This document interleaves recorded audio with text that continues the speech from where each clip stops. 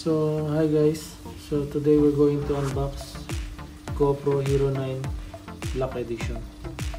So as you can see, the camera is 20 megapixel while the video is 5K at 30. Also can do 4K at 60. So waterproof na rin siya until 33 feet or 10 meters. It can do live streaming at 1080. So meron na rin siyang Hypersmooth na 3.0. So it's good for vlogging and mga vloggers dyan. So then at the side you can see all the features. So nakikita nyo naman guys, ito yung lahat ng mga features niya guys. So at the back you can see the Gopro app, the advertising it. So and you can download it at Apple Store and Google Play. So the other side, these are the all includes. So lahat ng ito nandun sa nandito sa loob ng box. So let's do the unboxing guys.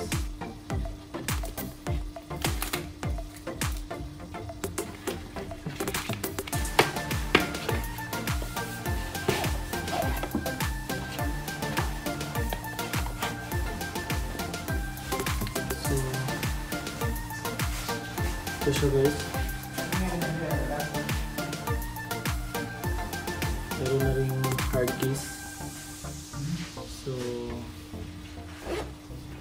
ito, i-unzip na natin siya guys. So sa loob ng box o sa loob ng hard case nya, you can find the manual. Ito siya guys.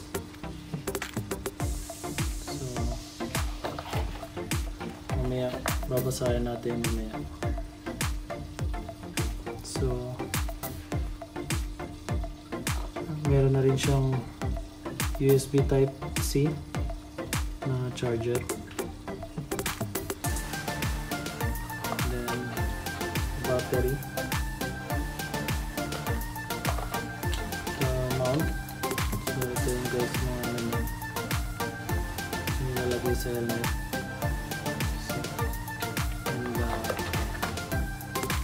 The screw. So ito guys,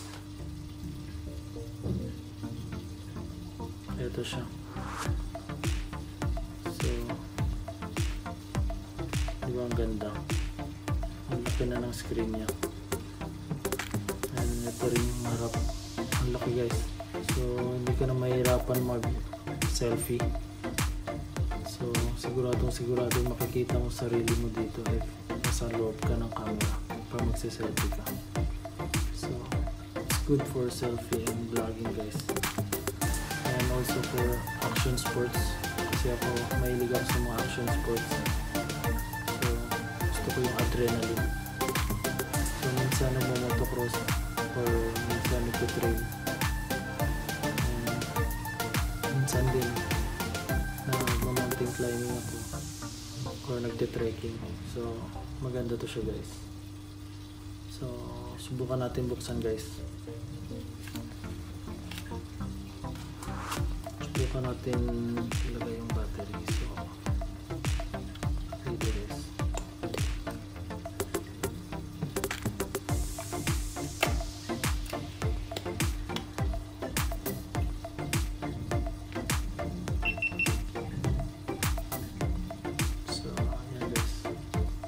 Ang linaw. So ito na yung harap front screen niya guys.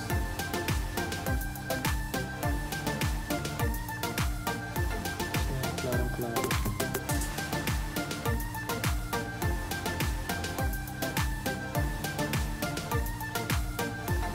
So sa next video natin guys, subukan kong gumawa ng ano niya, ng review if maganda yung, kung maganda ba yung camera niya or yung video niya. abangan nyo guys. So by the way, nabili namin to sa Amazon. So we order it Amazon UAE. So nasa 1,700 siya. 1,700 dirham. So about 28. I'm not sure guys. So ano yun na lang. So yun lang guys. Thank you. And see you in my next unboxing guys.